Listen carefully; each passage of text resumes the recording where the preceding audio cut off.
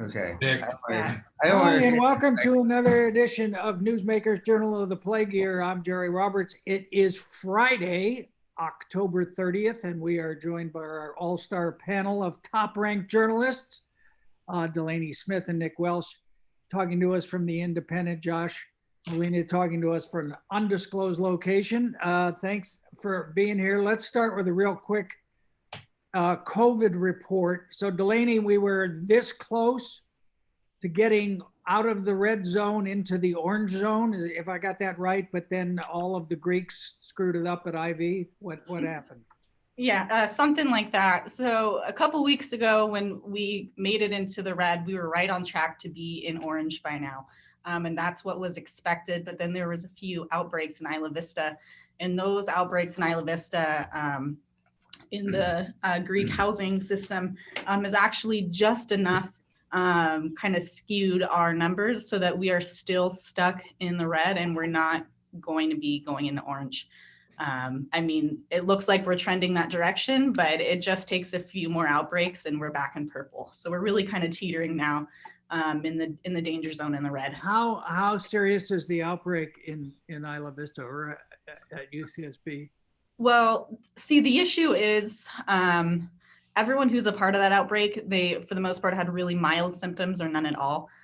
So that kind of makes people take this a little less seriously and can potentially create more outbreaks because, oh, all I got was a loss of taste for about a week and that was it. So what's the big deal? But yeah. The outbreaks themselves, the students, they listened to public health and complied with everything. They quarantined.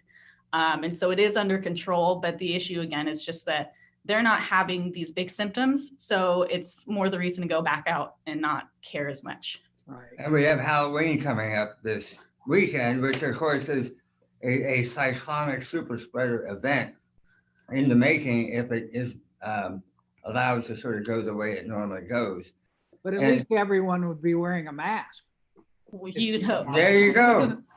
If they're not wearing a mask this Halloween, Jerry, enforcement, which has been such an issue in the entire county this entire 9 months, but enforcement's really coming down this weekend in Isla Vista. They are giving out fines up to $1,000. Really? For not wearing masks, for not socially distancing. I mean, big time. And UCSB is even threatening expulsion of students over this. So it's really, the enforcement is so heavy that Halloween this year should hopefully really be under control. Really be no fun at all. Okay. It'll be a big trick or treat. But I mean, it's worth noting that, you know, UCSB and Isla Vista and the county have been under the gun for some time now to figure out what to do about Isla Vista. And Isla Vista is sort of a greased pig and very hard for everybody to get their hands around. And a lot of balls get dropped where Isla Vista is concerned. Yeah, and it just seems like the county sort of went from 0 to 80. You know, I mean, it was, you know, Greg Hart was saying, well, we expect everyone to cooperate, you know, not too long ago. And now it's like the hammer has dropped. So, that's good. So Josh, the school board had an interesting meeting as always, the Santa Barbara School Board, and decided to go back to class on January 19th. But is that not dependent on us being in the orange zone? Could we know? What? How does it? What's the scoop? What's going on there? Well, the take that I took away from that meeting was they're going to go back on January 19th, even if they're still in the red zone. Oh, really? They're assuming that they're going to be kind of how they are now, really close to the orange zone. Quite honestly, it was not definitively stated because they didn't vote, but certainly Hilda Maldonado conveyed that. Some of the board members conveyed that. So that was the impression that I got. It was just a discussion. I know that there are some teachers and some people who spoke who were like, no, we don't want to commit to that because it could be much worse and we don't want to open and then have to deal with that. It's better to stay where we're at. But as far as I know, they're planning to open January 19th with a hybrid plan, presuming we're kind of like how we are now, which is in the red, close to orange. And that would be, kids would be in class 2 days a week or 3 days, Dylan? Yeah, there's like an AB cohort. So kids would be Monday, Thursday, Tuesday, Friday, and then the Wednesday they would still have time with their teacher. They'd have time with their teachers every day. This varies to degree depending on what grade you're in, or you can choose independent study and you have a school curriculum, but you also are going to get some synchronous time through Zoom with your teacher, which is big for those people who don't want to leave their teachers because they become accustomed to them. There's no guarantee they're going to have the same teacher, but they're going to try really hard. That's sort of the plan: 2 days a week, 3 days off, I should not say off, 3 days not at school. It's still going to be pretty rigorous from the. I wasn't able to watch a meeting this week. What was there a lot of parents demanding go back to school now? Go ahead, Delaney. Yeah, there were 10 public comments, and they were kind of even between teachers and parents. And again, I mean, it's like Josh said in the beginning, there's definitely much more parents that are in favor of going back on the 19th. Teachers still overwhelmingly don't believe that we're going to be ready by the 19th. Yeah, okay, all right. And then we had some fireworks at City Hall. Nick, council members Alejandra Gutierrez and Mike Jordan got into it over an item about homelessness. And as I understood, Jordan was saying, you know, we've got all these little grants and little things going on. We're not having an impact. We ought to concentrate our force and have a bigger one. And Alejandra objected to that. What was that all about? Well, there's a couple of things. I mean, yeah, it was a $902,000 grant, and they were trying to figure out how to slice it and dice it. And Mike Jordan came in sort of wearing big shoes and stepping on toes a little bit and throwing down maybe a little harder than he intended, saying, I want you guys to think about what your vision is, what your priorities are. We need to get the homeless into programs to get them off the street. We have to stop giving money to programs that sustain their sort of comfortable lifestyles of not doing anything. And Alejandra Gutierrez said, you know, I take, you know, I kind of take insult or, you know, offense at your comments. She goes, no, not kind of, I do. You know, and basically said, you know, before you open your mouth, you ought to do your homework. Now, she, it should be noted, served on the committee that does the dispensing of these funds for 4 years and had a high regard for how much work they put into it and thought he was coming on a little too fast and a little too hard. I think the big picture, there's two big pictures. One is we have district elections and we have COVID, and none of this really helps the council members get to know each other. And, you know, Michael and Alejandra have no real relationship set up yet. They've only been on the council together for a very short time. They don't know each other personally very well. And district elections and, you know, sort of the COVID bubble where everybody communicates via Zoom has made for some bristly relations. But I think the big picture here is that we see a lot of tents. You know, if you go out to Isla Vista, it's tent city. If you go out by the county administration building, it's tent city. If you go down by the waterfront, by East Beach, there's a lot of tents. Maybe tent city is a little bit too hyperbolic, but you know, the city has cleared the homeless out of a lot of camps. They've cleared them out of the creeks because of fire concerns. And so now guess what? They're right where everybody can see them. Wow. So there is a growing sense of critical mass and urgency, like what the hell are we doing? And we have all these different groups that we're giving $5 to, $10 to, and what do we get for it? The problem just keeps getting worse and worse. And so that was Michael Jordan's impatience. But Michael, to be honest, is kind of coming into the conversation late. And the homeless thing is like a very long, shaggy dog story, which he doesn't know the beginning of. Yeah. And Alejandro and other people have been more involved into the nuts and bolts of it.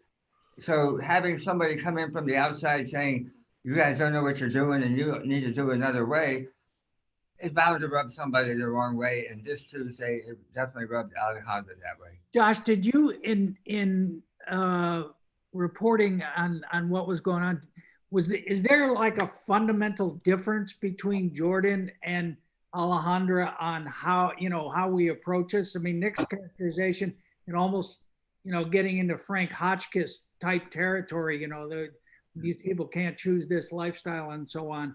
Or do you think they're basically together on the policy, but just different on the details of implementation? Yeah, I mean, I think they probably are pretty close on the details, but their style and their efforts to solve the problem are different. Jordan's whole point was, we give money all the time to these nonprofits every year, and we still have this problem. Instead of giving so much to so many, or instead of giving so little to so many, why don't we give so much to a few and see if that's different? And Alejandra Gutierrez felt as though that was tone deaf. Like, what are you talking about? We've been meeting, we're talking about these things, we have a plan, and you're over there just being a pundit instead of being on the ground doing the work to deal with this issue. That was her perspective. And then they don't like each other anyway. So it isn't as though this is like some, oh my goodness, the two are feuding. They come from two very sort of different backgrounds. Mike Jordan has been entrenched in the city apparatus for 20 years. And he's got when staff members come on, I don't know if you noticed this, Nick, but he's like, oh, hey, how you doing, Renee? Nice to see you. And then he goes into his thing. It's very much from a place of like, I belong here and you belong here, and we're doing the city business. And he's comfortable, okay? Right. And so he comes from that. And then Alejandra wins by 8 votes. And she probably wouldn't have won if Jason worked a little bit harder. So Alejandra is very appreciative of the opportunity to be here.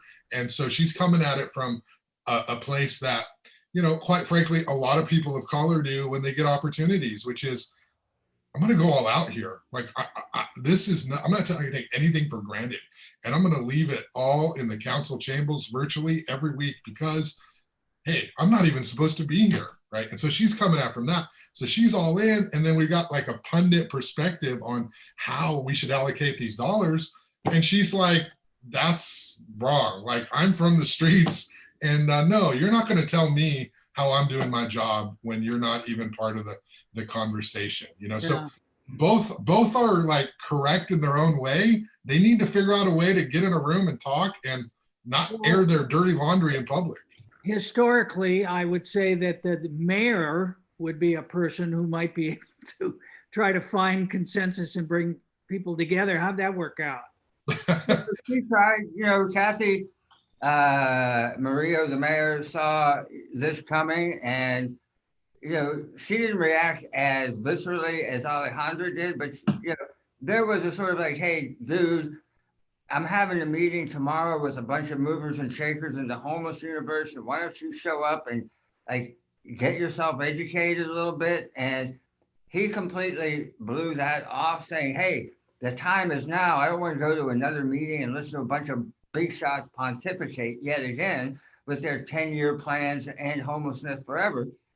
This is now, and we have and really at the end of the day, what he had in his hand that day, the $902,000, was a pretty tiny hammer compared to the hammer that they have to wield on homeless issues.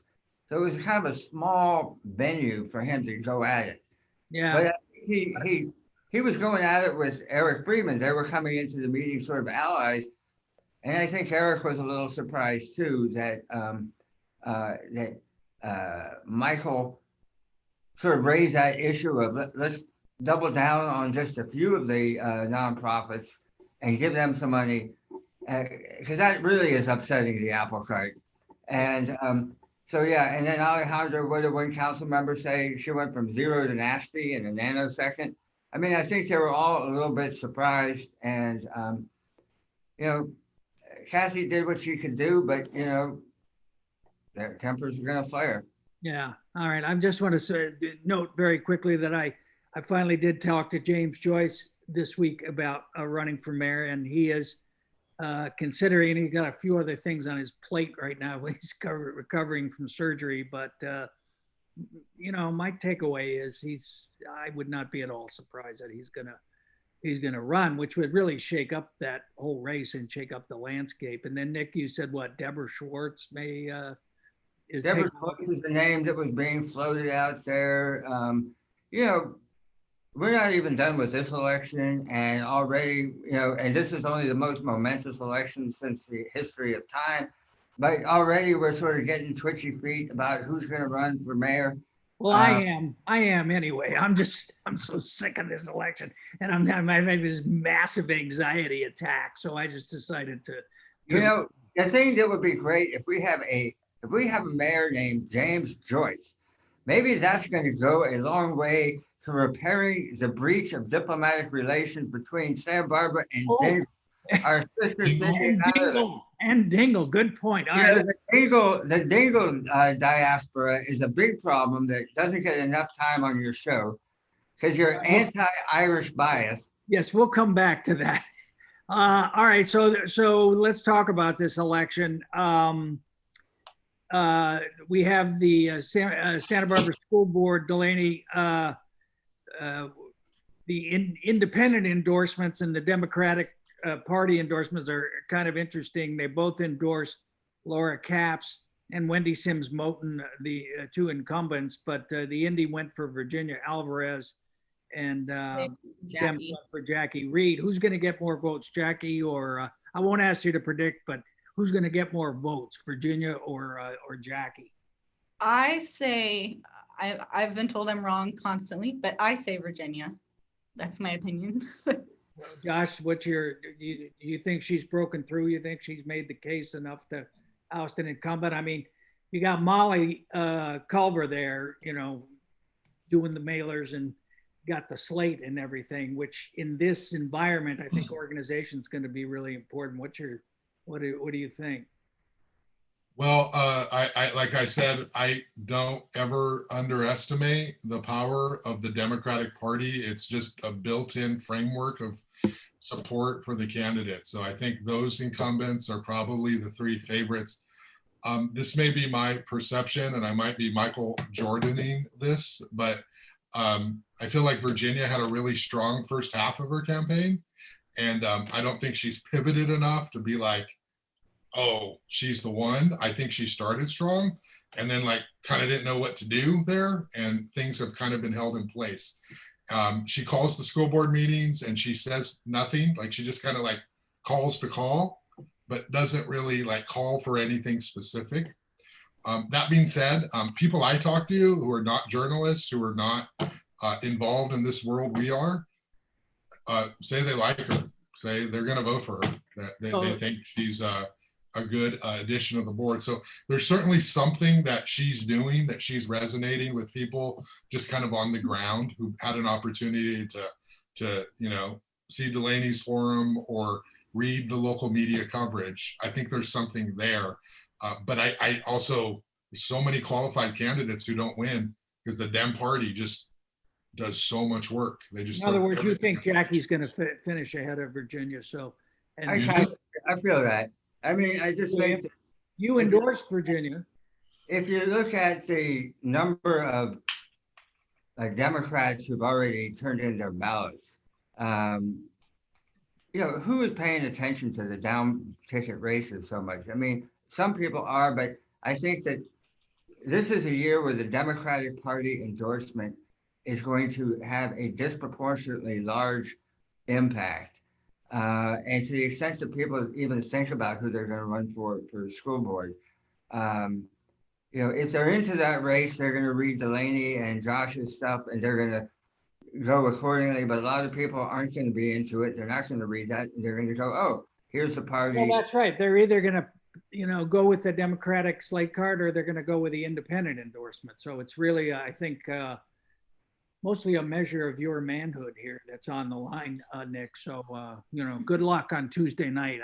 they did get Doss Williams reelected. There is that. All right. What now? We've gotten to the point in the campaign where people are complaining about their yard signs being taken. I saw Elrod. Oh my goodness, people are stealing yard signs? Elrod. I'm going to break that story right now. I can't believe it. Elrod Never and Brian happens. were on KUIT and complaining about their yard signs. Who do you think gets more votes between the two of them, Delaney, and why? And Elrod and Brian. oh, I think Elrod would get more votes than Brian. I don't think either of them are going to win, but I definitely think that Elrod's past Brian. He's run a pretty credible campaign, I think. I mean, he's raised Yeah. his own money. He's, That's what I mean. Yeah, he's been much more on top of it than Brian. I would assume he gets more votes, but Josh, I think If we're to believe the campaign finance reports, he's been paying for Brian's ads. yeah. I mean, and Elrod is just, he's a more compelling character. He has a message that you can get, and he has a life experience and a story that you go, oh, okay, I get where he's coming from and why he thinks this. And I think if he sticks around, I think he might, win down the road. Josh, do you think there's any chance of one of the fair education impact ed candidates sneaking in? No. With the Democratic vote splintered? No. Again, I think there is room for a strong conservative candidate who runs a good campaign, who raises money, and who tries to appeal to Democrats, but I don't think we're seeing that. I think Campbell probably blew an immense opportunity he had by running a terrible campaign, and Elrod has more momentum. He's working harder. He's trying. Like you see effort there, and like Nick said, if he polishes himself, rebrands, and gets a better group of supporters around him, he might have a future. But I would be stunned if one of them were in the top three over the three Democrats. And Virginia, the demographics, like the party registration is just, it's too much. Like people would decide and not Republicans, to vote. at least in the so election. far, their early voting is lagging their registration even. So maybe they'll vote on election day or vote closer. It's kind of weird because it's all flipped around, because usually it's the Republicans voting early and the Democrats coming in late. So that's kind of been like in the different race, but this shocked me yesterday in the Charles Cole and the Steve Bennett race for assembly. They're pretty much neck and neck. Are you what do you sure? mean? Yeah. In- I mean, as far as how many votes have gone in so far, Gene and I were looking at them yesterday, and like a lot of people are voting for Charles Cole just solely because he's a Republican. Yeah, interesting. It way more so than I predicted. And I know that normally Republicans vote first, but with everything flipped this year, I don't know what that means. Looking at that, it's Yeah, and also keep an eye then on Mark McIntyre in the Carpinteria City Council. Just to close on the school board, Moni DeWitt, who's the seventh candidate, is the one who came in, with literacy as a human right, and literacy is her main issue. And it seems like that's sort of been hijacked by some of the other candidates. I got a op-ed by Sherry Ray I'm going to run on Sunday about that issue. And, Moni is not happy about that, I think, and feeling like her expertise and her, substantive understanding of it is, way eclipses the people are talking I about. think we can say that her narrative got misappropriated. Her narrative got misappropriated. All right. the OG of nonpartisan literacy, and now that I don't even know, like literacy is such a partisan word here now, and that is just strange. It is strange.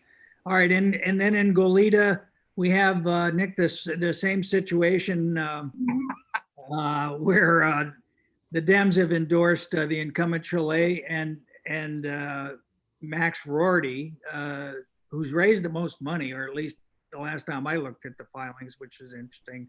And then you picked Vicky Ben Yakov, parent activist. What's your take on how that's playing? Well, I think what this is, I think Vicky is going to win that one. And I think this is going to just demonstrate at the end of the education races that Delaney here is the new kingmaker. Yeah. I mean, I think that Vicky, and all I know about this, I get from Delaney, but, Vicky has been showing up at the meetings, and she's been, doing the work and in the trenches for some time. And Max, who has, a high profile in the community, particularly, with transgender issues and things like that. So she's very popular. Um, but I just think that in Goleta, they know who the candidates are. They drill down a little deeper into the minutia of school board races than maybe we do in Santa Barbara. And that difference between the party and the independent in this case, I think is going to be more determinative. Yeah.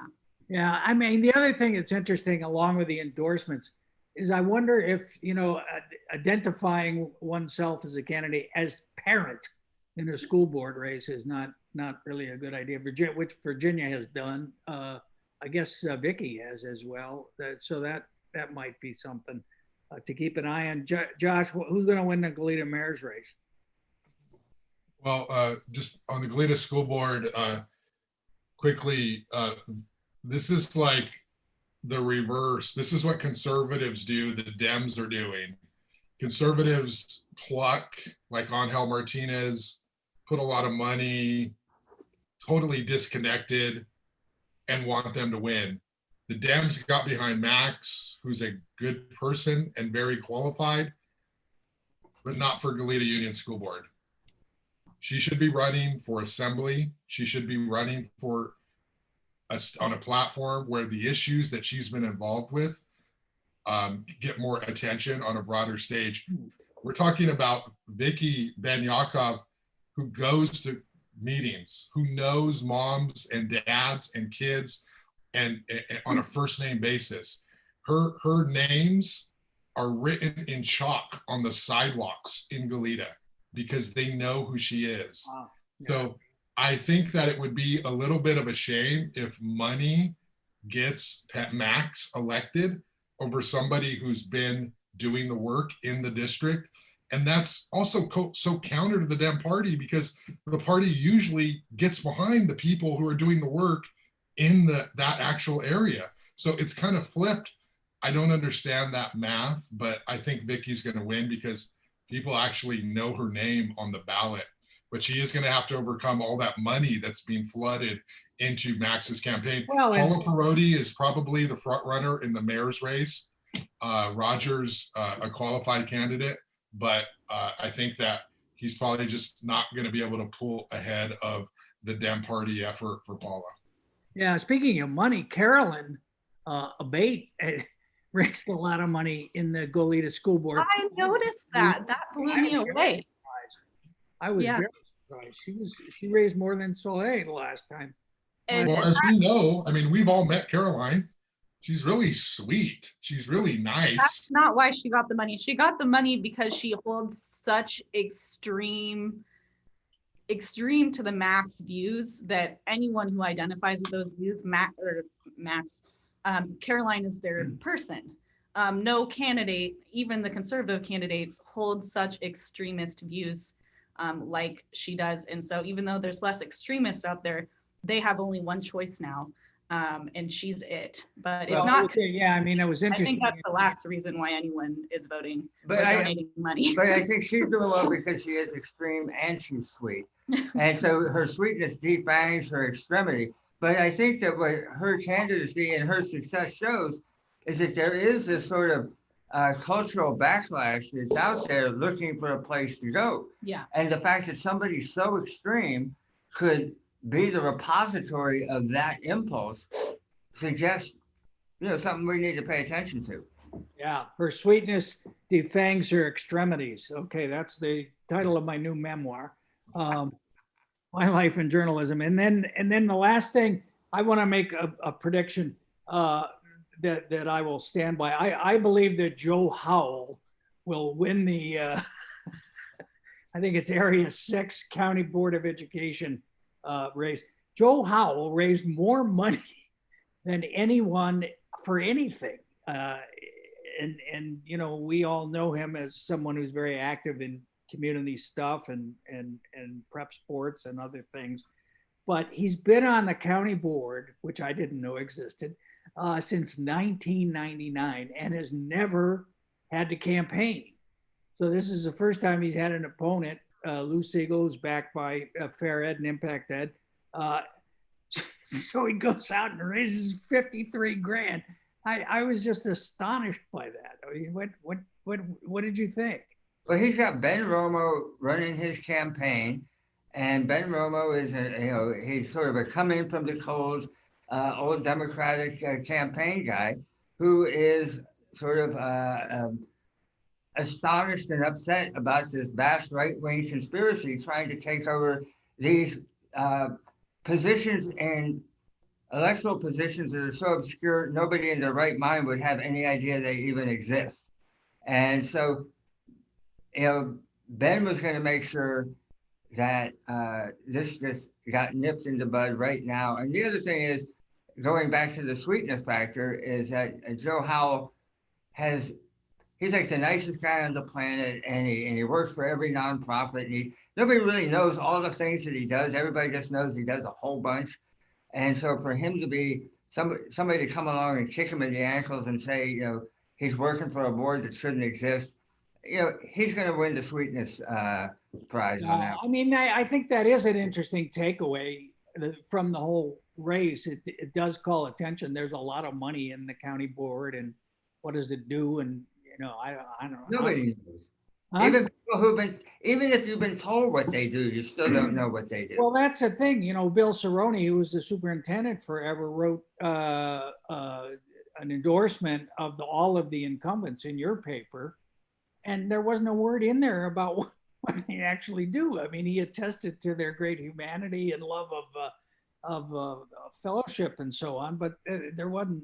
You couldn't tell what the hell was going on. Where are you going to be on election night, Josh? Probably where I'm at right now at home.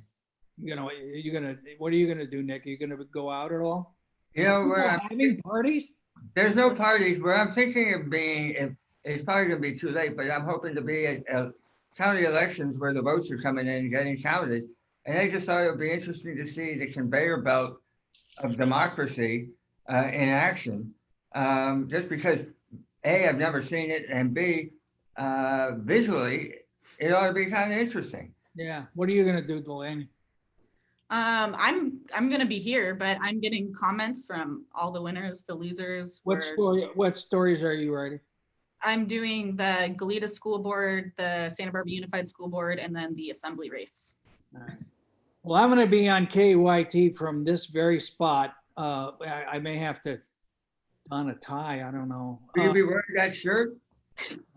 Or is this just what you wear on your show?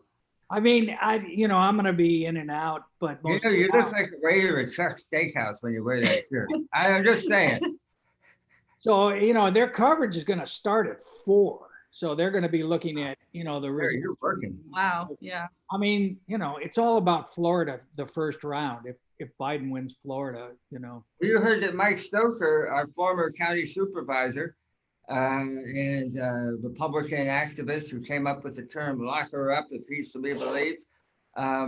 He is being dispatched to Pennsylvania by the Republican Party to make sure that all votes cast are votes that ought to be cast. Oh, he's going to be on the legal. He's part of the legal mafia for the Trump re-election campaign. I know that's a loaded term and pejorative. Yeah. Pennsylvania. Gosh, if it comes down to Pennsylvania, I don't know what we're all going to do. All right, everybody be safe. Thank you so much. And we'll probably do a little early next week to do a real quick post-mortem on all the local results and what comes in. So thank you, Josh. Thank you, Delaney. Thanks, Nick. And we'll see you next time on Newsmakers Journal of the Plague Year.